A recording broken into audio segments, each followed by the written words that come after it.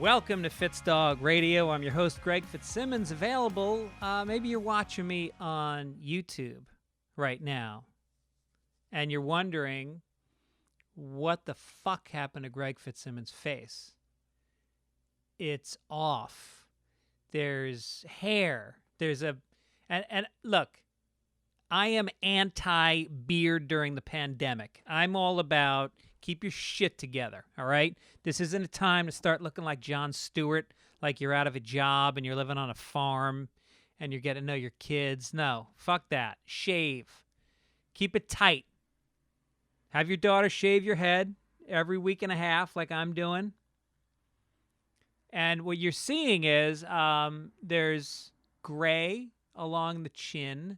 There is brown and black along the sides. And then the mustache, well, that's orange. So it's really like a facial hair Mr. Potato Head. There's a lot coming, and not coming together. It's fighting. It's competing. It's terrible. And the only reason I'm like this is that it slipped away, and I forgot I was doing a podcast. I got to do a little intro for my podcast today. And my apologies, you got to look at this. But you know what? Still not that bad. Still not that bad. I'm having a good week. Snapped out of my depression from last week. And part of it, part of the reason I'm doing better, and this was a suggestion from my wife, which is get up first thing in the morning and do what you love, which is right. There's this book called The Artist's Way, and it tells you to do morning pages. You get up in the morning, and you sit down, and you write. I think it says 3 pages. I do a half an hour. I just sit down. I make my coffee. I sit in the backyard on the patio, and I just write. Everyone's asleep. It's peaceful. The problem with trying to be creative during the day is that you're always behind. All day you're behind. There's people you got to call back. There's people you got to email back. There's a fucking some guy wants me to do his podcast, and it's about Back to the Future. I don't know. I saw it. I guess I saw it. Was there a part 2 and a 3? I don't know. We're gonna talk for an hour about that. You do every week. Every week you talk about the same movie. All right. And so anyway, I sit there and I write, and it really does. My head is fucking clear all day because I'm a writer. This is what I was born to do. When I was a little kid, I used to write stories, and my mother saved all of them, and she bound some of them. Some of my little stories about the fucking chipmunk going to the zoo and seeing the animals locked up, and it made him sad, so he sprung them. I was like 6. I'm writing stories about a fucking terrorist chipmunk. And I remember loving it as a kid. I loved the imagination. I loved that I could make characters and people that were everything that I wasn't. I wrote when I was 10, and I still have a copy of it. I wrote a script. I wrote a movie script. It was a James Bond movie, but James Bond is, in this case, my age. He was like 10 years old. And he was everything I wasn't. He was good looking. He was he was on the diving team, because I was on a diving team at the time, but I was fucking terrible. And this guy was a great diver. He had a great body, and girls all liked him. And he used to beat up his friends. My James Bond, I don't know why, but his friends were the bad guys, and he used to beat them up. And then I got older, and I've always been a solitary person. I like being alone. And I started writing a TV show when I was in high school, and we had a cable access show in Tarrytown. And it was sketches. And I got a huge kick out of that. And then I started writing. There was a girl. I remember there was a girl in the library that I really liked, Natasha. And I remember I liked her, but she wouldn't give me the time of day. And then I was writing some porn. Like, I was really into writing pornographic stories. Like I would read them, you know, in like Penthouse Forum, and I would write these sexy stories. And she said, "What are you writing?" And I go, "Nothing." She goes, "Let me see." So I showed it to her, and she went to another planet. Natasha got engrossed. She had that page about a fucking inch from her nose, and she had never been exposed to anything like this in her life. We were in like freshman year, and she read that shit, and she goes, do you have any more of this?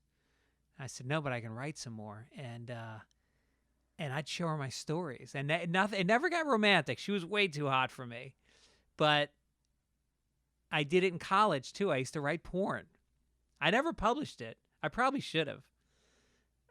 But that was what I wrote. What I loved, wrote what I knew. Well, I didn't know sex, but I knew what I'd imagined sex would be. And then that was my major in college. I majored in writing, in English, and wrote tons of papers. Some good, some bad. I look back. I have a lot of them. I look back. Some I could tell I wrote in the 11th hour, and some I cared a lot about.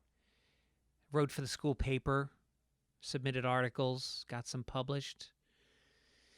And then I started writing for TV. And my father always told me that I should write. And I never, like when I started becoming a comedian, he goes, stick with writing, because if it doesn't work out, I don't know if he really thought stand-up could work out. I don't know that he really saw it as a career. But he said, if you write, then you'll always have that. And so I wrote for TV early on when I started doing stand-up. Wrote for Bill Maher in New York. And the rest is history. Go to IMDb. Written on a lot of shows. And then I did a thing last year where there's a thing called Young Storytellers, where you tutor kids in how to write a script. And it's inner city kids, and you meet with them and you explain story and character, and they have people kind of lecture about it. And the kids are in like probably 4th grade. I think my kid was in 4th grade. And Tanya, and she was very cute, very sweet girl, very smart. And her script was about, it was crazy.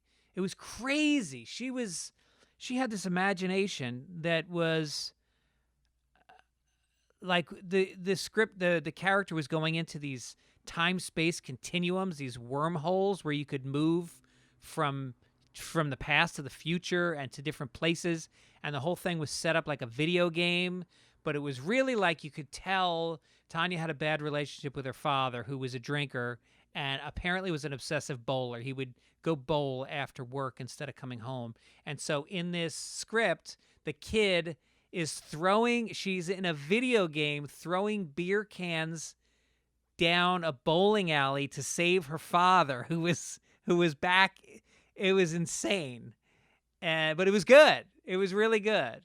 And I'm hoping my kids write more. They're both good writers. My daughter's she writes poetry. She writes good poetry. Open, very honest. Jesus, she really puts it out there.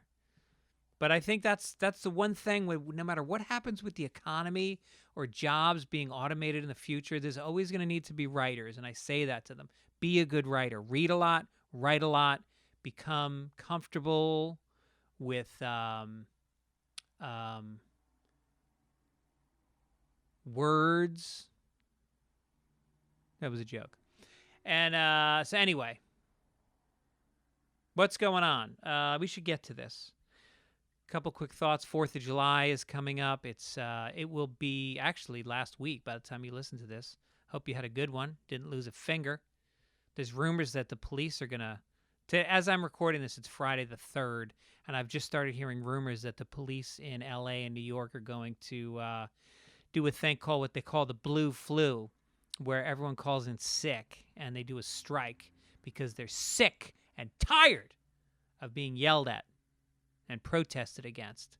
So we'll see if that happens. You'll know by the time you listen to this. I'm going to party at my friend Mary's house. She's got a pool, and she's got a projector, and she's going to play Jaws while we all sit in the pool, and everybody gets drunk. Not me. I'll be the designated driver. I got good friends. I'm very lucky. I really am. I've got a good collection of friends out here in LA. My friend Mary is one of them. I've known her for 30 years. She's a big TV writer. It's so funny because, like, some of my best friends from college, like, who knew what we were going to be when we grew up? And Mary's one of the top sitcom writers in Hollywood. Mike Gibbons, one of the top writers in Hollywood.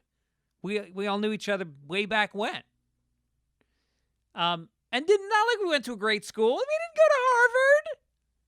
Boston University, very good school, but it's not like a launching pad for show business. And then I want to talk about I got a friend who's on Adderall. I hung out with him the other night, and he's out of his mind. He won't stop talking loud. We were at an outdoor patio of a restaurant eating dinner, and he was kind of making a scene, and I don't know if I should talk to him or not, because my friend tried to talk to him, and he got yelled at and said he didn't understand. So I don't know if I want to do it also, but at the same time, do you let a friend continue with the behavior that's only hurting themselves? I don't know. I'm not sure. Speaking of people that I have a hard time with, Ellen DeGeneres getting canceled. I heard rumors in the news that her TV show is going to get canceled. I thought it was a big hit. And I don't know if it has to do with the fact that so many people have come out and said that she's difficult, hard to work with, that she doesn't let you look her in the eye. I worked with her, and I certainly was allowed to look her in the eye. But who knows? Maybe things have changed. Maybe these people will feel a lot better when the show gets canceled. Because one thing I've noticed about writers and TV shows, and anybody that is lucky enough to work on a TV show, because it is kind of a dream job. It's good money, and it's exciting, and it's creative, and you work with cool people, and you get to tell people, oh, watch this show I work on. It's kind of fun. But you don't quit a job. That's why nobody quits a job, no matter how bad the boss is. Nobody ever leaves because you feel so fortunate that, you're on it. But then I think a lot of people are going to feel good that they're no longer working there, and they'll go find another job and they'll be better off. And they'll think, why didn't I quit? But maybe if she doesn't get canceled, maybe they will. Maybe this is my call out to them also. My friends that still work on that show, that maybe they should quit. Again, this is all alleged. I don't know Ellen's behavior. What do I know? It's been a lot of years since I worked there. I want to give a shout out to my friend Cameron Lee, who sent me two putters. He refurbishes high-end putters, like really expensive putters, and customizes them. And he asked me, he knew I played golf, and he said, would you like me to make a putter for you? And I'll make one for your son, because he knows I play golf with my son. So Cameron Lee, thank you. He works at a company called C3 Custom Golf out of Wilmington, North Carolina. And he gave me this Titleist. Holy shit. This thing is worth a lot of money. And he custom made it with this graphite shaft. He made my son's putter with his school colors. He can engrave it. So if you're ever looking for a cool putter and you want to customize it, engrave it, and all that stuff, put your team logo on there, check him out. Some overheards? Should we do some overheards? Why not? This comes from Dylan Caldwell. I was picking up some lunch at a burger place by my apartment. While waiting in line, I hear a conversation between two men in their mid-50s. My wife has the biggest tits you'll ever see. Other guy says, I hope I do. That can be awkward depending on the relationship. It can be very awkward if your friend says he wants to see your wife's tits. Then again, you just told your friend that your wife has big tits. You don't often show, if guys are casually dating a girl, they will sometimes, I've had guys show me like topless photos of a girl they're dating. That's fun. But nobody ever does that with their wife. And my wife breastfed for the first 2 years of my son's life, so my friends have all seen my wife's breasts. She was very She was unabashed about popping those babies out. And my friends were very unabashed about fucking loitering when she did. Guys would be leaving. Like, all right, Greg, I'll see you tomorrow. She'd start breastfeeding. Maybe I'll grab another beer. Let's hang out. The fuck out of my house. Jacob Tinman, he was at a brewery. Man walks away from the bar towards the bathroom after telling his wife his order. Wife yells in his direction, quote, "That beer is like 12% ABV. Man retorts sarcastically, "Oh, is it, Beth?" Because you're a 12% pain in my fucking ass, Beth. How about that? Why do I drink a higher level alcohol? Because of you. You're why I drink, Beth. I want you to know. Oh, is it? Oh, is it, Beth? He said. That got some chuckles from the bar. He also overheard another time a group of 20-something women at a table in a restaurant talking. Quote, "Well, actually, the definition of salad is ... end quote. ...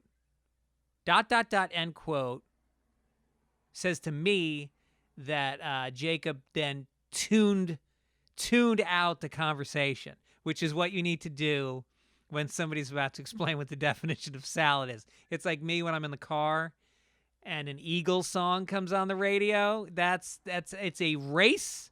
It's a race to get my hand to the radio dial. Just another tequila. Change. Ryan Palmer 10 says, a couple leaving a music festival around midnight walking to their car. Woman says, "Why are you actively trying to destroy this marriage?" Oof. That's a tough way to end the night. I mean, first of all, most men, they don't actively try to destroy a marriage. Men go passive on the destruction of the marriage. Women go active. A guy will just make it unbearable until you call it quits. But this guy's actively. First of all, how do you fight? How do you have a bad time at a music festival? It's all positive energy. You're fucking going from band to band. I mean, what was happening? What was the backstory? Maybe she wanted to see the Dave Matthews Band. They were playing with a full orchestra and a choir backing them up. And he dragged her to see.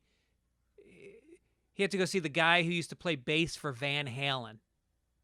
Come on, honey. This is only going to happen once.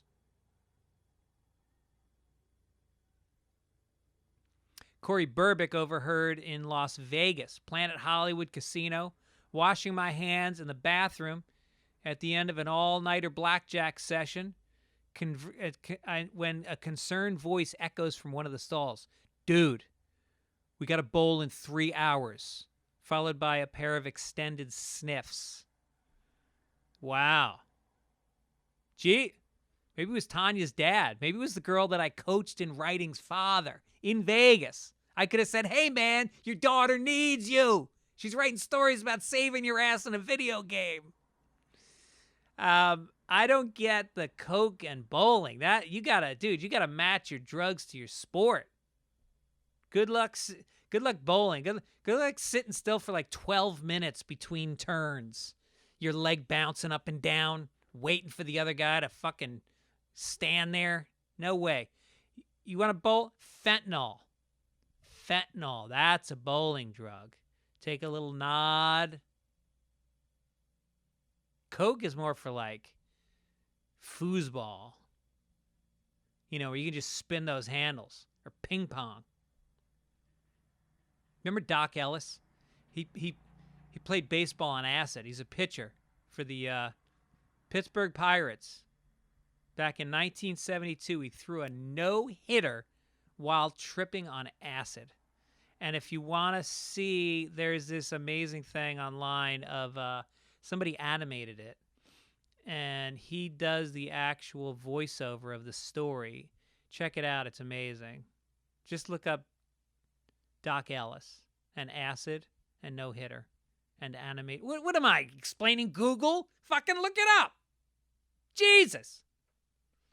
Finally, Mark Gustafson Said he walked up to a bar to get a nice, refreshing glass of Coca-Cola. 2 girls are sitting there enjoying their cocktails, and I hear one say, quote, "So anyway, my dad has really nice feet."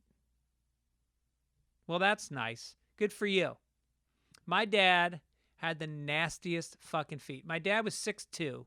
He had like size 12 feet, and they were never in the sun. He never was barefoot, so they were pasty white and veiny and like long ass toenails that were like, they started to curl, you know, where they curl like straws, and they were fucking dried out. Like you could hear him clicking across a hardwood floor when he walked, like a dog. Nasty. I'll never forget those fucking feet. Ugh, God. Mine are beautiful. You got to see my feet. Maybe I'll post it on Instagram. All right, don't forget also Sunday Papers. My podcast with Mike Gibbons is every Sunday morning. It goes up. We tackle the week's news. The news you missed, don't miss it on the Sunday Papers. Also, that's also on YouTube. And by the way, people keep waiting for it to come up on the Fitzdog Radio link. It's a different link. You have to go to the Sunday Papers link in the Apple Podcasts. Also, Childish, my podcast with Allison Rosen, where we talk about all things kids, teenagers, anything to do with that. That's on YouTube also. If you want to get back episodes of Fitzdog Radio, there's about 800-something of them.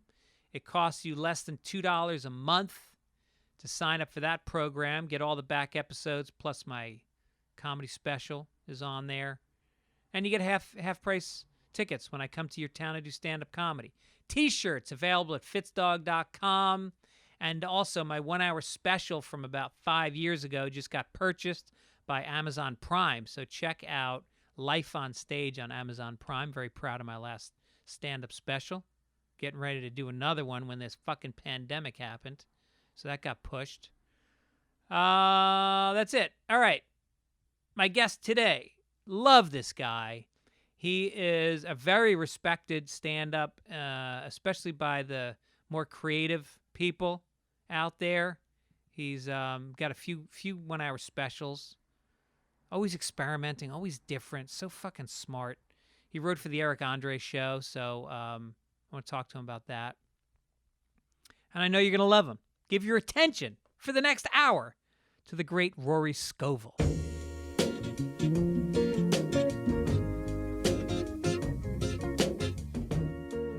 Rory Scovel's back on Fitzdog Radio. This time, he's a different man. He's got his own show on Comedy Central. We're going to talk about that.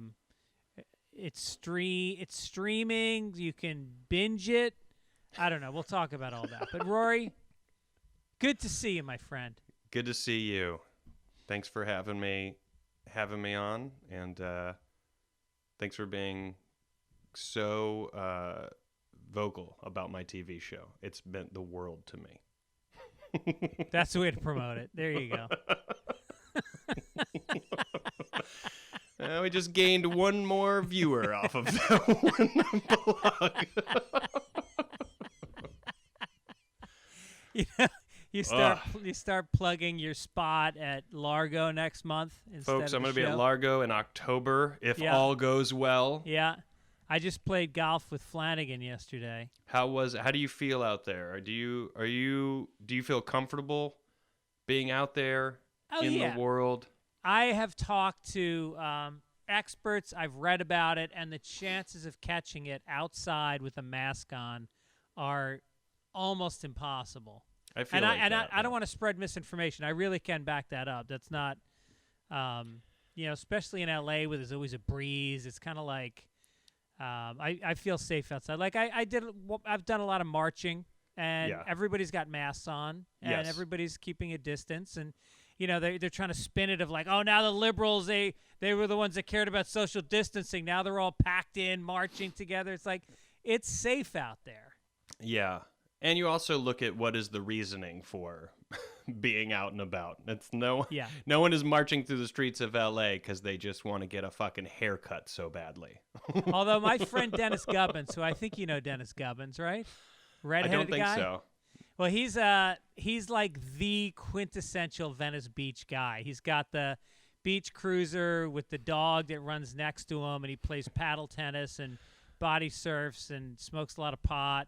Yeah. And plays paddle tennis at the beach. He's like the guy. Yeah.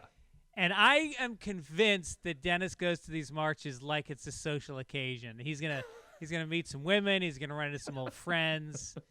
He's gonna smoke a joint. Like it really, it's not unpleasant. Marching is not unpleasant. The feeling is very positive. I think it can, and in some ways should be a social occasion to meet some new people and realize your common ground and your common beliefs and clearly your common passion for justice. Yeah, it's definitely a good way to start a relationship. It actually really is. I mean, you think about places to meet people, and in the old days, it was a bar. It was a place where you met somebody who smoked and drank and was loud.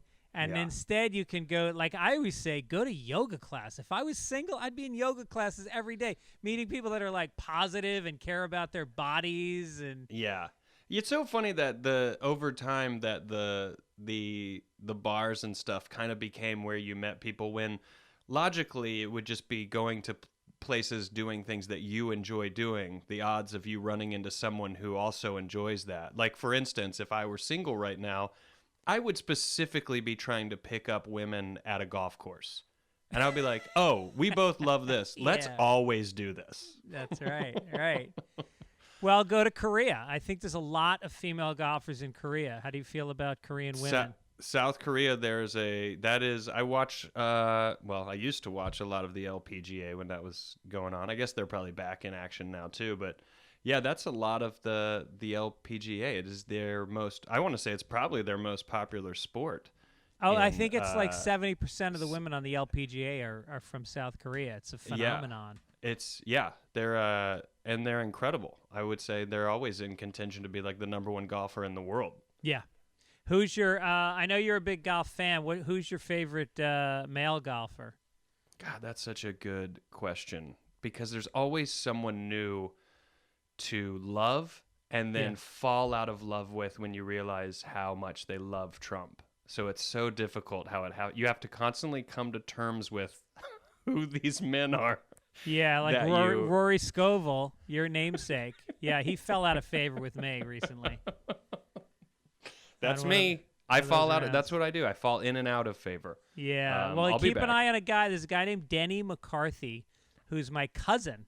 And he's been on the tour for about 4 years. Ooh, I like that. And he's a hot shot. He came in second in the amateur, is it just called the amateur? I think so. Yeah, championship. Yeah. Why is it amateur unless you're talking about that tournament and then you say amateur? I think it all the time because and this is for some reason when someone goes amateur, my natural instinct is like, all right, put it away, you posh fuck. But then my brain is like, no, I think that's how you're supposed to say it. All right, I'm going to give you some names. You give me your pronunciation of them. Chile. Chile? The country? Chile. Chile. Doesn't that sound fun? Worcester.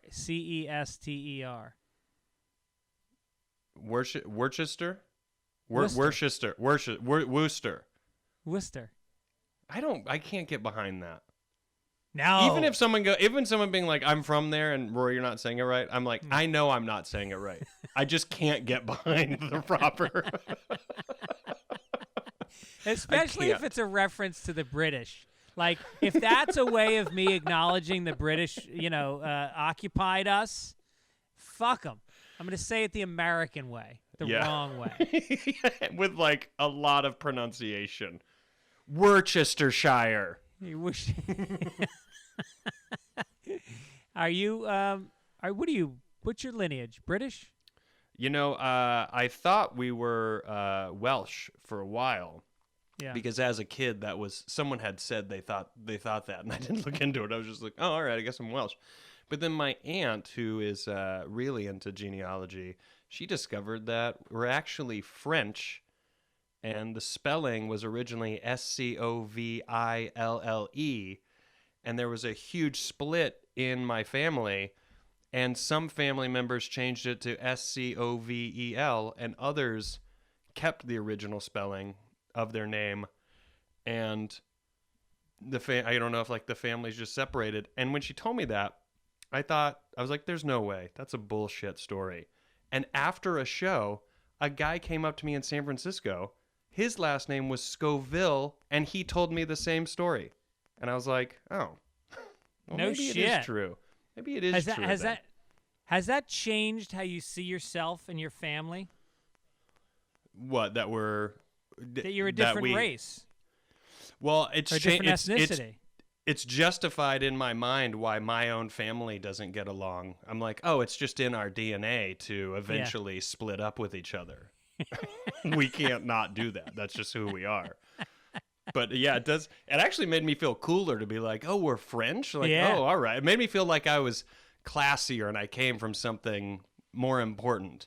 Like Welsh, when someone says Welsh, you can't just in your head immediately place it. Like what it is. It's not like a culture that's just, someone says French, you can immediately picture the culture. Even if you've never been to France, you have an idea of what it probably is. Yes. In some exaggerated form. Yeah, the art, the philosophy. Yes. Welsh is like mining, period. That's the only thing I can think of with the Welsh. Mining, the end. Yeah. And that's what they do. Yeah.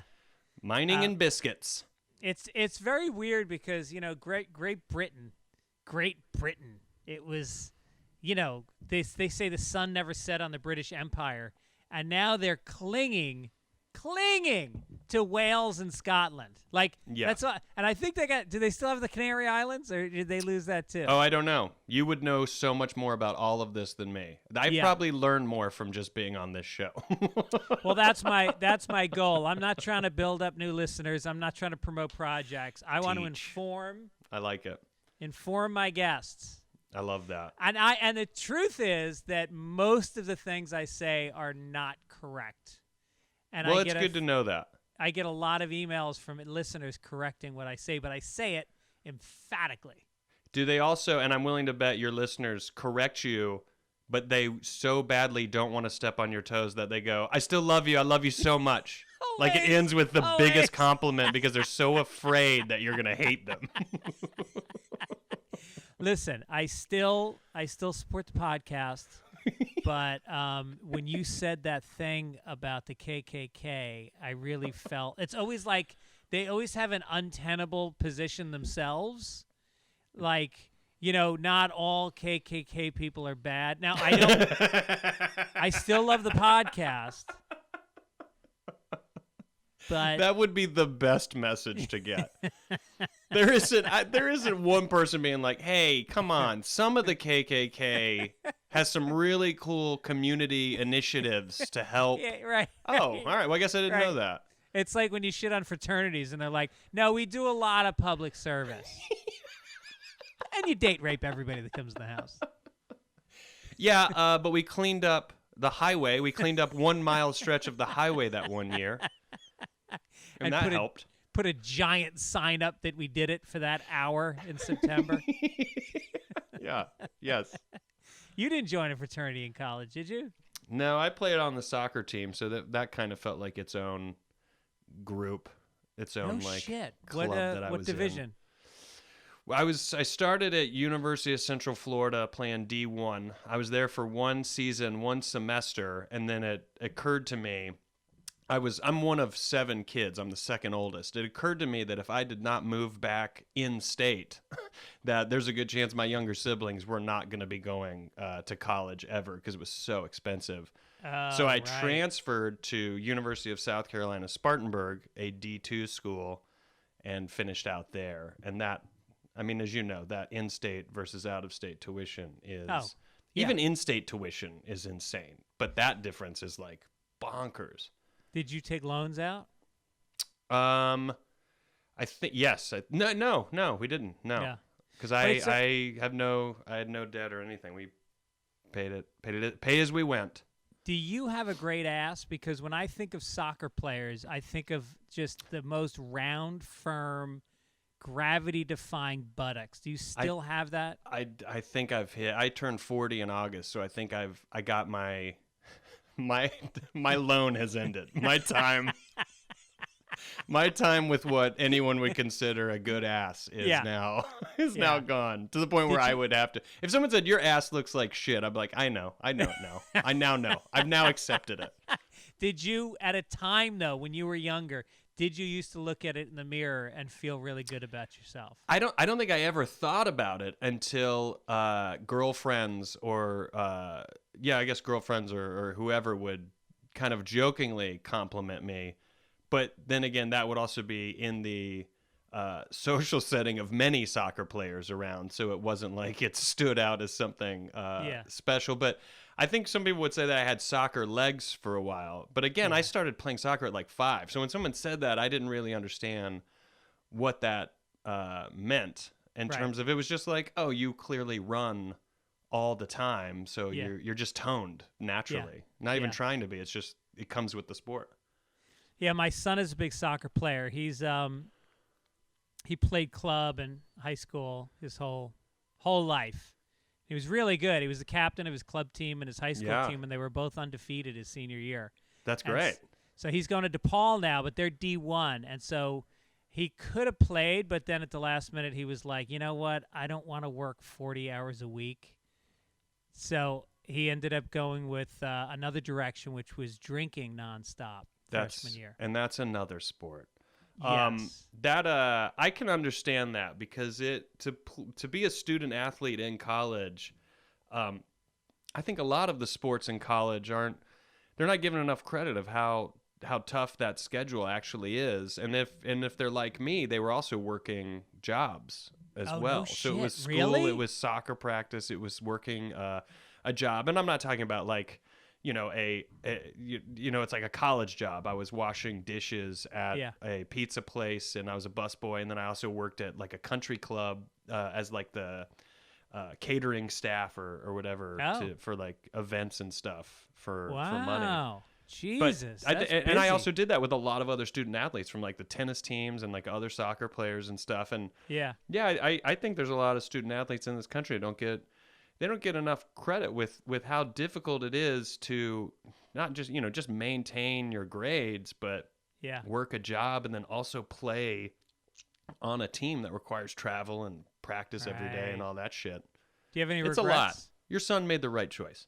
No, I have no. I loved it. I loved it so much. I miss it a lot. I miss team sports a lot. Yeah. You don't get out and play anymore in LA? There's a group that plays on Friday nights out at Crossroads in Santa Monica. I don't know if you know that school out there, but they're like a turf field under the lights. So I would do that on Fridays, and it was great because people take it seriously. You got to pay to play, so no one's showing up or no one's showing up late. No one's like skipping. You paid, so you show up and you're there for 2 hours, and it's a lot of fun. And you see guys get into fights that are wildly hilarious because there is nothing to win. No. You're not going pro. It's official. You're not going pro. Yeah, and people just getting into fights. I'm like, I just don't. They have a good pickup game on, I think it's Monday, Wednesday, and Friday at, the airport fields in Santa Monica? Right next to the airport. Well, wait, because your office is that's exactly. Near there, right? Yeah, when you came to my office last time, those fields across the street, they have 3 fields next to each other, and they have a beginning, intermediate, and advanced game. Yeah, and you go. I think Monday, Wednesday, and Friday nights they have games. Oh, I love it. I do love getting out there and playing, and like realizing it does surprise me sometimes. I'm like, I still have a decent touch, but then also you have to realize that your brain and your body are not on the same page of what you're still capable of, because your brain just always thinks you're 20. Yep. And your body's like, no, we're not. We're not 20. I still play ice hockey, and I get out there and I see a puck And when you've played long enough, your peripheral vision is taking in where the other players are, and subconsciously you're deciding what move you're going to make. And then you get to the puck, and nothing happens that was going to happen. Yeah, exactly. Yeah.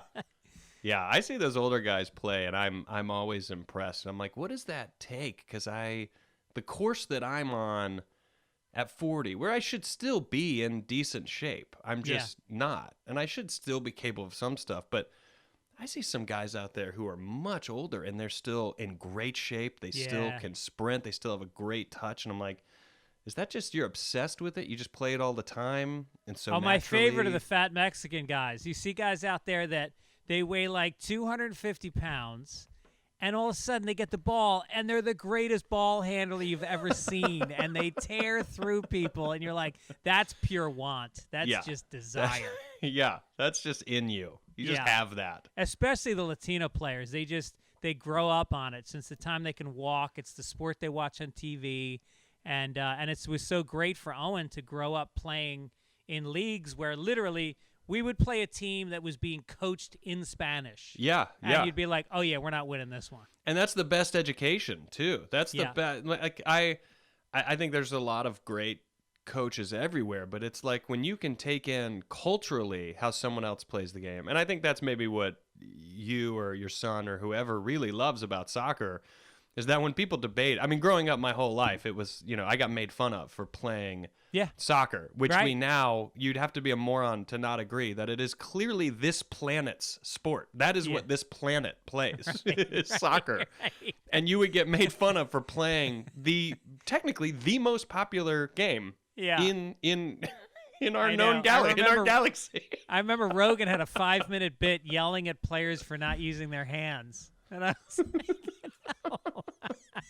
I got made fun of by the baseball team all the time. They always called us pussies and shit, which I was always like, this is a legit contact sport though. And it's also the one playing. No one shows up to watch. Like football, stands are packed. Soccer players who train harder than anybody, and again are playing the world sport. And I mean, you got a couple of cousins out there. Cheerleaders don't even show up. I know.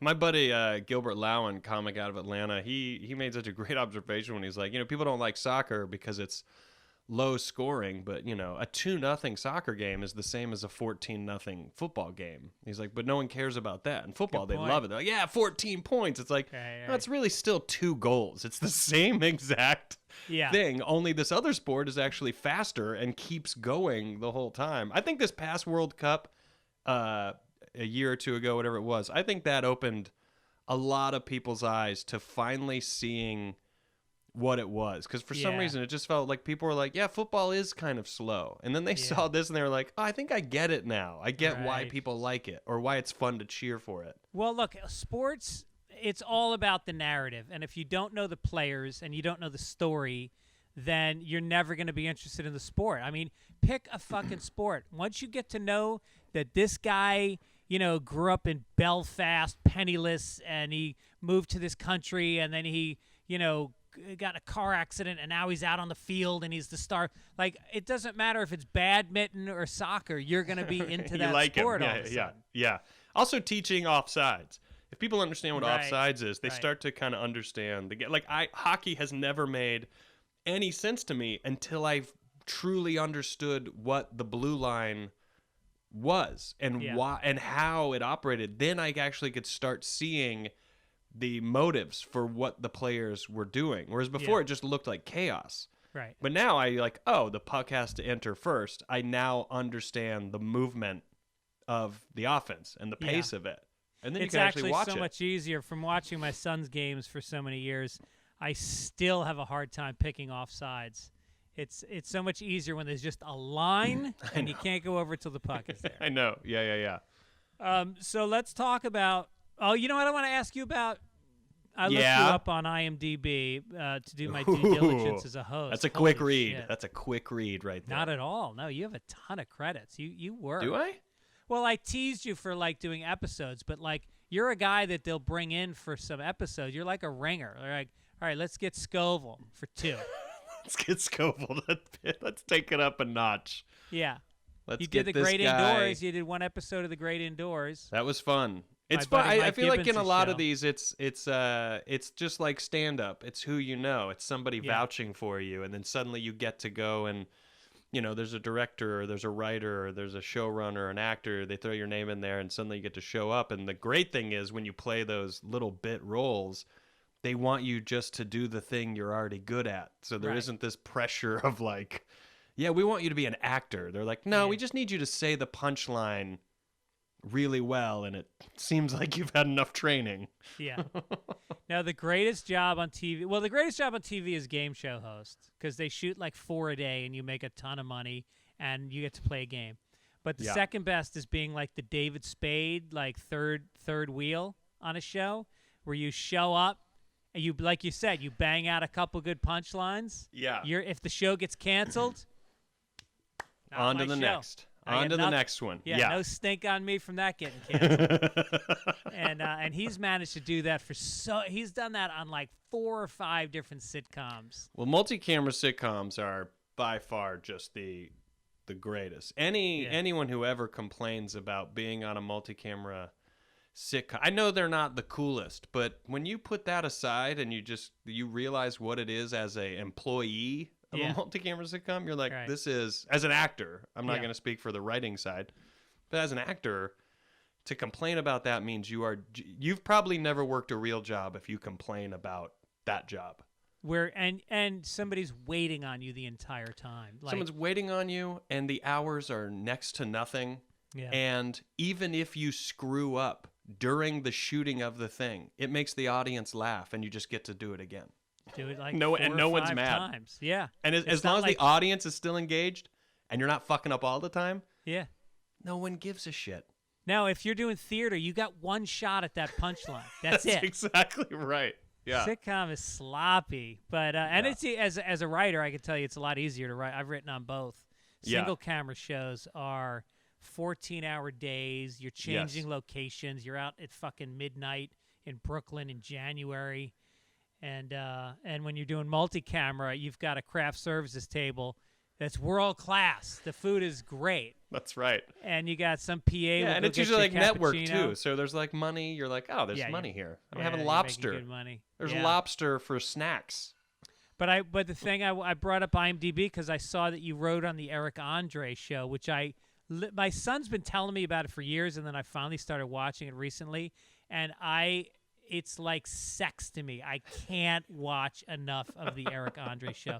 It's just the tone is so different than anything I've ever seen on TV. Yeah. And on top of it, it's making it so that I could never host a talk show again because he has deconstructed and destroyed that medium. Right. Yeah. It's fun. I mean, it is.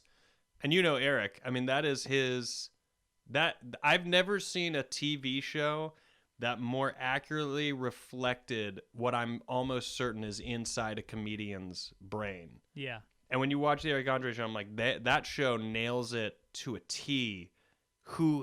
What his flavor of humor actually is. It's not like close. It is spot on. Yeah. That is how insane and absurd that man is. And how far is that from your sensibilities? I don't go that. To me, that's like an acid trip. It's like psychedelic. It kind of feels like psychedelic comedy. Yeah, I think I'm pot comedy. I think I'm a smoke a joint comedy. Yeah. He is. We just did DMT, Yeah. and we're going down. Who knows where we're gonna go? So to write on it is great because some people throw out some extreme DMT ideas, and you kind of need the pot guys to kind of pull it back a few notches so it maybe translates. But what I love Guys, about the cops that, are coming. We got to chill out, have some coffee. yeah. But what I love about that show is he brings in for 2 weeks, just brings in a ton of people to literally throw out. I mean, you've seen the show. Any idea is worth exploring. All of it. If you have any kind of idea that's got a beginning and an end, the middle doesn't even fucking matter. If you got a beginning and it's going to go somewhere, then they chat about it, which I love, but it also kind of makes ideas harder when there are no boundaries. When you don't have any kind of playground to like make sure you stay inside these walls, when the walls are gone, it actually becomes a little bit more difficult to pinpoint something that might work. That's interesting. Yeah, because you're kind of starting from scratch every time. Yeah. Which is why some shows get so bad the longer they're on, because the writers start writing to what's already been done versus what can be done. Yeah, yeah. I wanted to ask you about the guests, because somebody told obviously the heat is up. How long do guests generally last before they go, I'm sweating? What would they put the heat on? Like 85? Yeah, I was there. I think I appeared on the show 2 or 3 times, something like that. And the one time I did it, I think the heat was up, but I was there doing my segment when there wasn't a guest sitting in the chair. Yeah. So it could have been more, but when you walk onto that set, if you're the person putting out the money, you're like, oh, this is great. What did this set cost us? $400? Right. You walk out and it's bare bones minimum, and that's what I like about that flavor of comedy, and that's what I like about most comedy, is that most comedy doesn't necessarily need to be, it needs to look good. Right. But it doesn't have to look fancy. No, you look at like all the late night hosts are doing shows from their living rooms now, and it's fine. It's fine. As a matter of fact, I'd argue John Oliver is way better now than he was on set with an audience. Yeah, I never really watch any late night stuff, but I've been curious how it translates. So, when they would bring a guest on, what kind of prep would a guest get about what to expect coming on the show? I don't think they got told very much. Oh, did I lose you? Are you there? We froze for a second. Froze for a second. Just set up. Can you hear me? You back? Oh, there you go. Yeah. Let me reset the question. So how much? What kind of prep did guests get before they came on the show? Oh no. Oh. We froze again. Is it this question? Yeah. Does your show not like this question? It's actually a fucking terrible question, but I'm curious about it. Hey, Rory, let me ask you a question. Go. Okay, I hope it's a good one. What? Straight up the middle with this one. What kind of prep did the guests get before they came on the show? Were they warned about what it was like? I don't think much. That's what I think is so genius about the show, is that there are some people that get wildly upset because I don't think they've been told much of anything. Yeah. And I always actually wonder how their, agents maybe don't get fired. I don't know if they might be booked down a different avenue, PR people or something like that. But then there's some people that get it, and I love seeing the variations of someone's personality when they try to do comedy, when they don't do comedy. So there's some people who don't know it, then they start to see they're getting fucked with, and so they decide they want to play along with it. And little do they know that inability to play along with it actually makes those awkward moments even better, because they're not good at playing along with it. But there's one person, Ryan Phillippe, who is the perfect guest, and he 100% gets the joke. And the first time he was on, it's like, oh, he's about to hit Eric. And I had asked Eric about it, and I think he was like, nah, he thought it was hilarious. He loved it. And I was like, oh, he gets it. And they had him on like a second. Nothing is more fun than when you see a guest on a second time, because you're like, well, certainly they know now. So now their acting chops got to really come into play. Yeah. And he of all the guests they've had, he pulls it off wonderfully. But then you get some people that walk out, and that serves the narrative as well, just as well as someone who stays. Yeah, didn't P. Diddy walk out? Oh, I don't know. Maybe. I mean, I think there's numerous people that were like, fuck this, got up and left, and it's like, that's great. Flava Flav was the best. I didn't see. What did he do? He started he was sweating his ass off. But he was like he got up out of his chair and he was dancing, and he was embracing the insanity. It was so fucking cool. Yeah. The people that realize it's an acid trip and they just sit back and they just go with it. It comes off. It makes them look cool. Right. But yeah, I think he's great. Eric's so fucking funny. So let's talk about your TV show. It's called Robbie. It's on Comedy Central, and you worked on it for forever, right? I mean, these Comedy Central shows, even though they're 8 episodes, it can take a year to do it, beginning to end. For anyone listening who is you're a young comic, you love Greg, you listen to this show all the time, and you just want some inside baseball advice. Never make a TV show. Yeah. Never do it. Right. If you are good enough at stand-up, just be so happy that you get to have a fun job. Even if you hate your act. Yeah. Embrace that. I've heard that from so many comedians. We're so spoiled. It's unbelievable. We show up in St. Louis and check into the hotel, take a nap, go down and work for an hour, get some chicken wings. 1 hour, drink for free. Yeah. Eat pretty decent food, or go to a nearby place that's got decent food. Have people want to buy merch, or at least think you're cool, but you know who you are. You know you're not. But they think you are, and you don't want them to know otherwise. No. And you just get to do that as your job is crazy. And women flirt with you who would never flirt with you if you were executive producing your TV show. They wouldn't even know who you were. They wouldn't even care. Yeah. Yeah. We started working on that show probably 2.5 years ago. No shit. Really? Yeah. So we developed it with Gary Sanchez. We got it all nice and ready to be pitched, and the story and all that, and went out, and 3 places really liked it. We went with Comedy Central.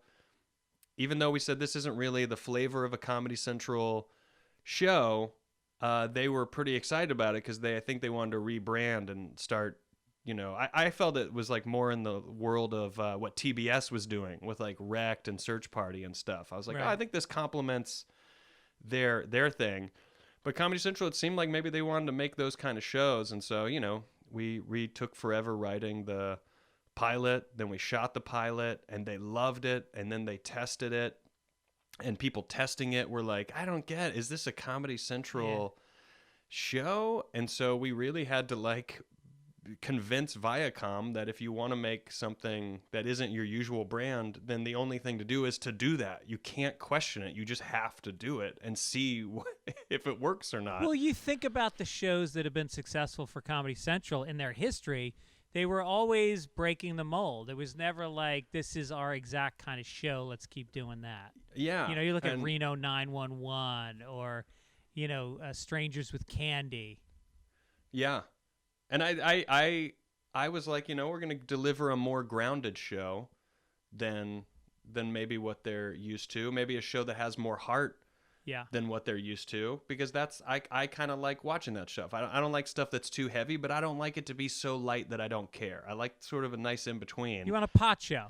I think so. Yeah. So that's what we set out to do, and so then we got picked up for 7 more episodes, and we started working on those, and we shot them a year ago from right now is when we wrapped. 1 year ago today, or somewhere around now, is when we wrapped that season, and then we cut it up and we turned them all in September, and then that's when Comedy Central was Viacom was kind of making the choice that they were going to become more unscripted, and then our show just kind of got lost in the shuffle after we turned it in, and wow. They as you now know, they've fired their whole scripted department. Yeah, I found that out 2 days after we sold a show to Comedy Central about 5 weeks ago. How insane is that? Like you sell a show and they know 2 days later it's like, you already knew. Why did we even go on a date if you knew you were married? Yeah. If you already knew you were married. Right. Yeah, so that's where we were. We found that out, and they were like, oh, well, we were hoping it would come out in January with Awkwafina. We kind of thought, oh, that's a new show. Why don't you pair us with, she's way, 100 times more famous than I am. So, maybe if we follow that show, maybe we get some people still watching, and maybe, You just pick up some stragglers. Yeah. As I right. would just, I wouldn't, I wouldn't be surprised. I think we made a good show. But yeah, when they didn't release this in January, we were like, oh, what about this summer? And they're like, well, that might be tough because we're going to be unscripted. And we were just like, yeah, well, then what do we do? We're on your team. We're not pitching you a show. We've made the show. So then they put us out on YouTube, which I actually think has been good for us because now people can binge the show. I don't think this show that we made is a wait week to week to watch it show because it's so digestible. Something like Breaking Bad, you almost need a week because it's so heavy. Process it. Yeah, I know. But some of these comedies are so binge worthy because we're not trying to weigh you down. Even if the show has heart, it's usually light enough to watch 2 or 3 in a row. Right. Yeah. So cool. that's what. Yeah. So that's why we ended up. And this is the first time they've done that. This is the first time they've put out a bingeable show, right?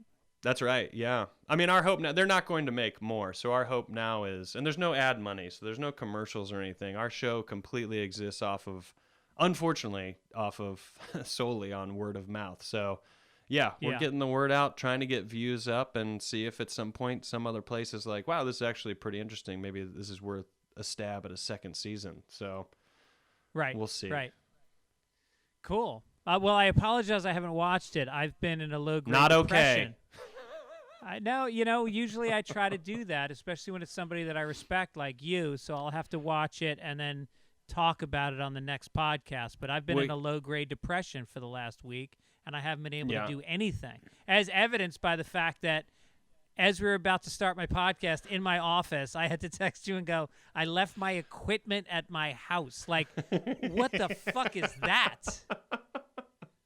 I kind of liked it. It made me feel better about who I am. I'm like, see, even Greg makes mistakes. That's the name of my new sitcom. Yeah. Even Greg. People are like, I don't get it. Watch the show, then you'll see. That's every sitcom. It's so I don't know. I'm not sure. I would say to all the listeners, if you are intrigued to check out this show, and you were like, where should I dive in? Obviously, people say dive in right at the front. But if you start with episode 5, you will find an episode that could not be more in the moment of what we're dealing with in very small terms of what we're dealing with in race right now. Oh, no kidding. Some really? KKK references in there. Something about a KKK ice cream shop? Is that there what it is? Episode 5. Dive right into episode 5. And if you think that's funny, then go back and go through the whole thing. And if you like it, tell as many people as you can.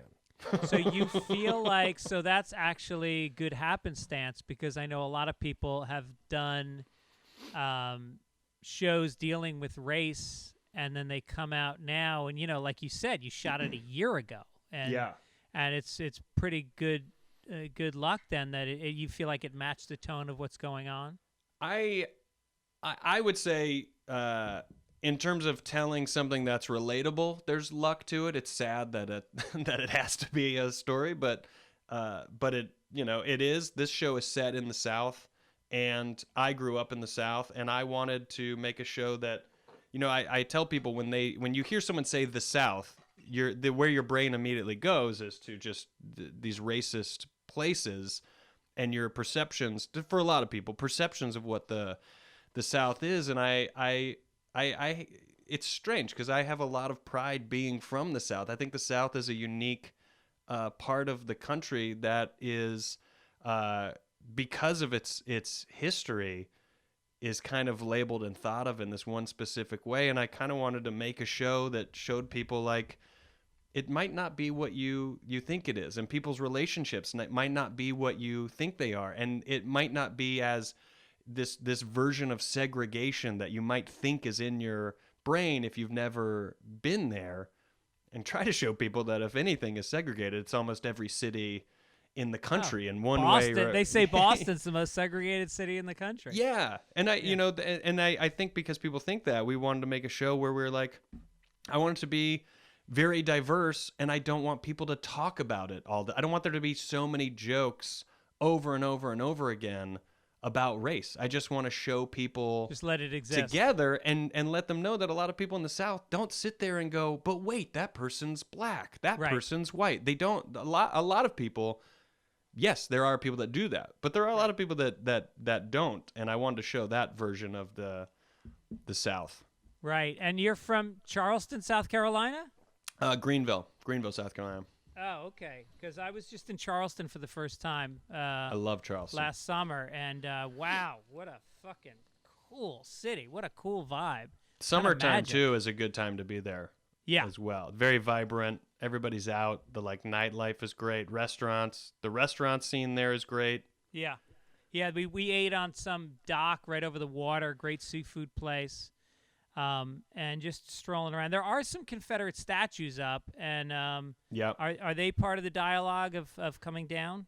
I wonder that because it seems like they would be.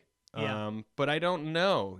There's also that Charleston, historically known for being like the most, maybe the biggest or the most popular slave trading port. Oh, that's right. The coming off of the Atlantic, being on the Atlantic Ocean, and there is the slave market is still there, although now it is very much kind of like It's like a flea market. like flea market setup. Yeah. But when you're there, it's still your eyes are like, oh, what a fun market to like stroll through. Your brain has to go, yeah. And while you're strolling through it, try to remember what each of these stalls used to be, Yeah. and that people used to walk through them to buy people, Yeah. which is insane. I would imagine anything glorifying any parts of the Confederacy are coming down, but I actually think it's so important that some places like that, I don't know why anyone would tear that down. It's so historic, and I think historic in a way that people need to see it, and people should see it and be reminded of how powerful that makes them feel. Like going through a Holocaust museum, you might be like, oh, this was such a horrible time. It's like, well, you should walk through it. You should walk through it, and you should feel Yeah. it so that you remember it. I've always felt that way about the Confederate statues. And it's not, look, it's my opinion, and I'm a white guy, so it's not a valid opinion, but my gut has always been that we do need reminders of how things were. I mean, whether it's leaving the N-word in Huckleberry Finn or leaving up statues, it's almost like if you're in a shitty relationship with a girl and you tattoo her name on your shoulder. You got to keep that on your shoulder to remind you what you're fault. capable of. I think anything glorifying any of those things, if people are like, we're going to take them down, I'd be like, that's fine by me. It's going to always be in history books. I think it's the perception that people want to have. If people are like, oh, look, we have this statue of these Confederate soldiers and we're tearing them down. It's like, well, maybe you're doing that because you don't want people thinking that you think this is a great, Oh, we froze. this is a again. great structure Hold we've on. kept here. Oh, we're back. Oh, did I lose you on my I lost you for a minute. my greatest speech I've ever given? Oh,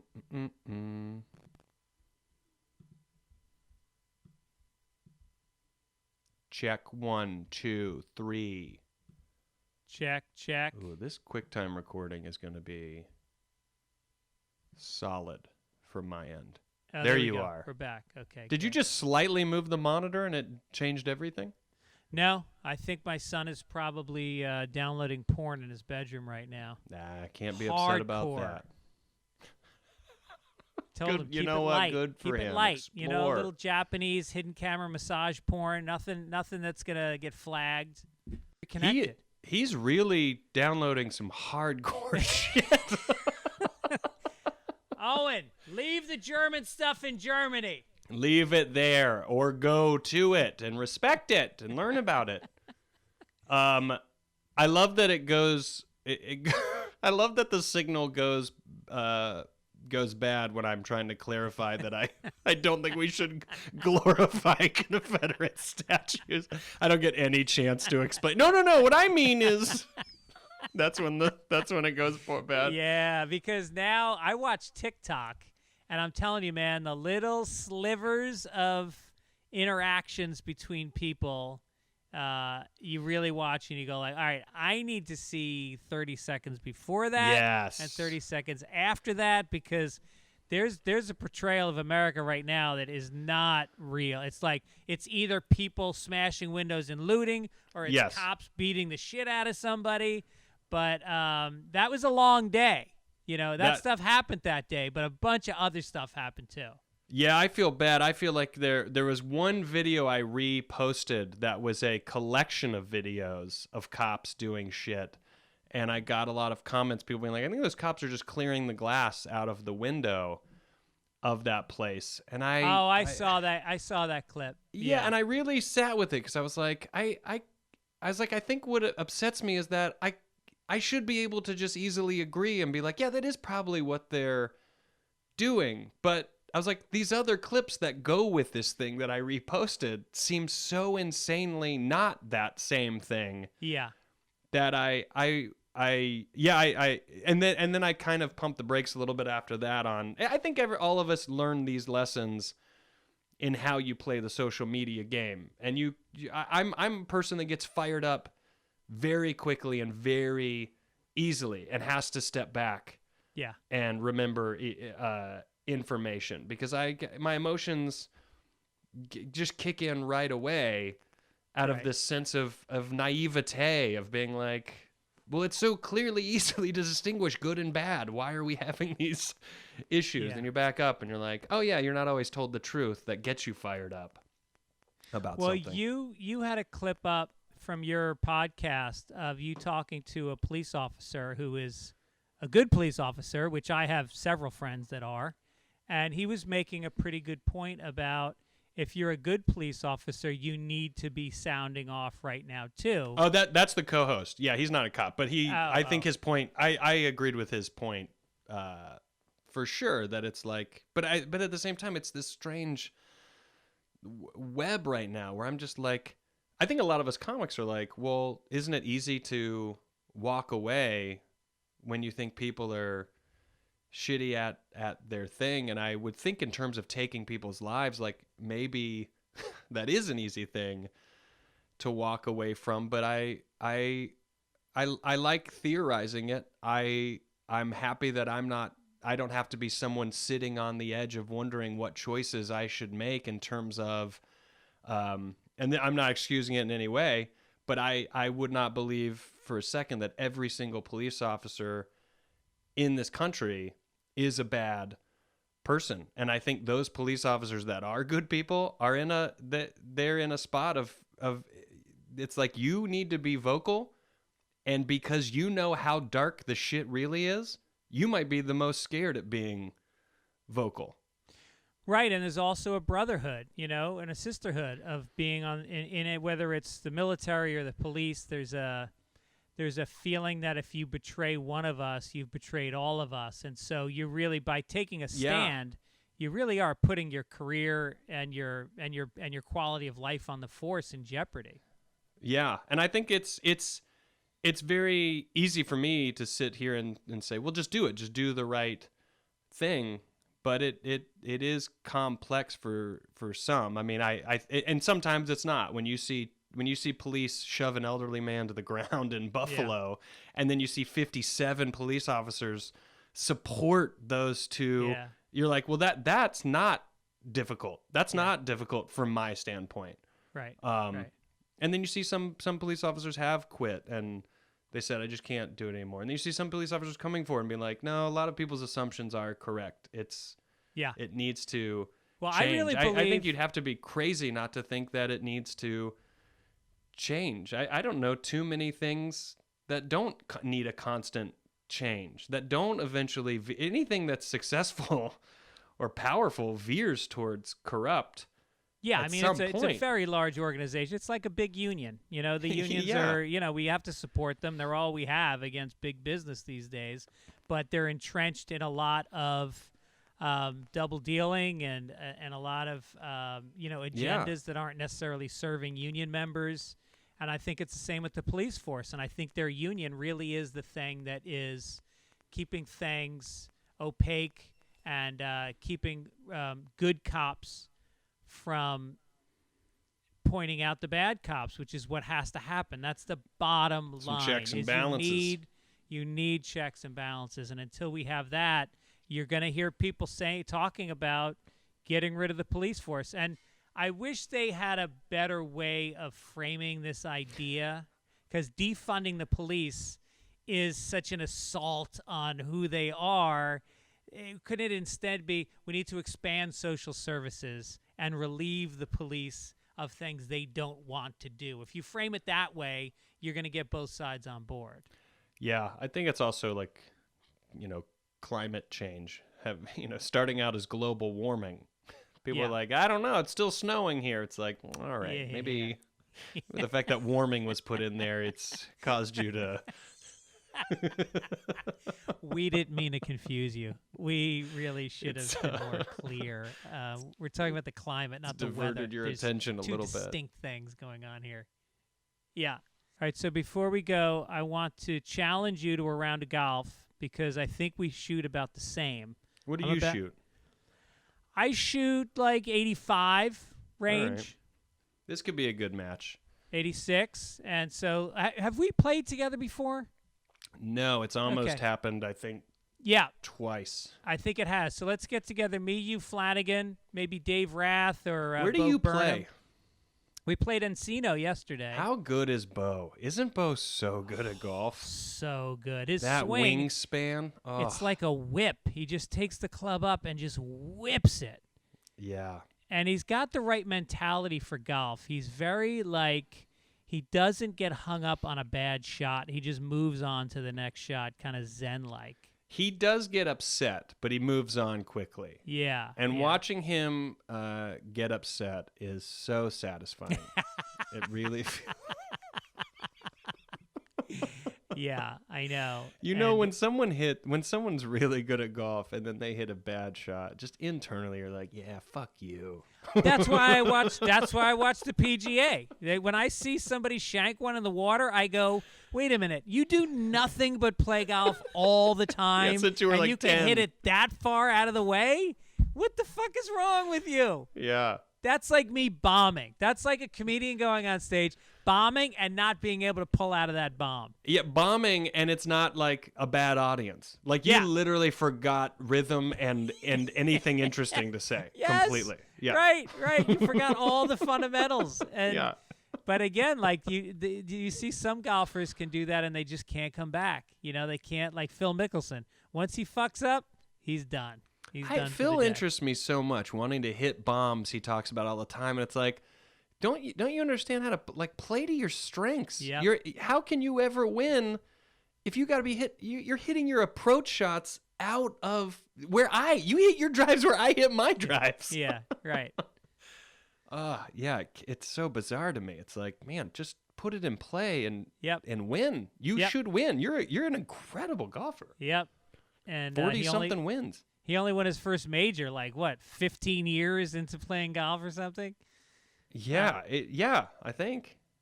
So, all right, before we have more technical difficulties, let me just ask you about your podcast real quick. I want to make sure we plug that. It's called the Pen Pals Podcast. Pen Pals, that's right. And you want to talk about that a little bit? Daniel Van Kirk and I, another comedian, our listeners just write us letters, like we're pen pals. They'll send emails or DMs or whatever, but they'll write us about what's going on or questions. Sometimes it's very dark.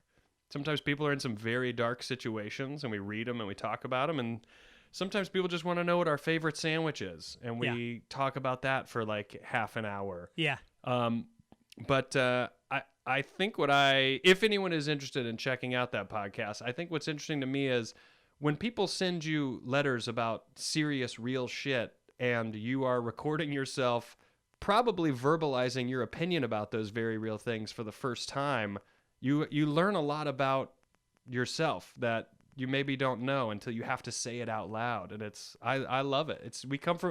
We obviously try to be funny. We're comedians, so even dark shit we make jokes about, but we also try to be pretty genuine with our opinion or our take or advice. Cool. All right, well, listen, man. Cool. Sounds cool, dude. No, the only reason I sound distant right now is I'm so afraid we're going to freeze again. I am too. I'm trying to land the plane. I'm just trying to land the plane. And I want to make sure you get your plug in. I know what it's like to have a podcast. And the best way to get new listeners is to plug it on another podcast. That's right. That's right. So I want to make sure we give you that. But trying to land a plane is the exact thought. I feel it.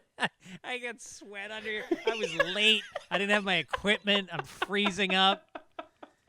Jesus. I love it. I love it. All right. Well, listen, you're the best. I really love having you on. Thanks for doing this. Thanks for having me on. I appreciate it. And don't forget, check out Robbie. It's on YouTube, or you can go through the Comedy Central website. I suggest just going straight to YouTube. I found it easier that way.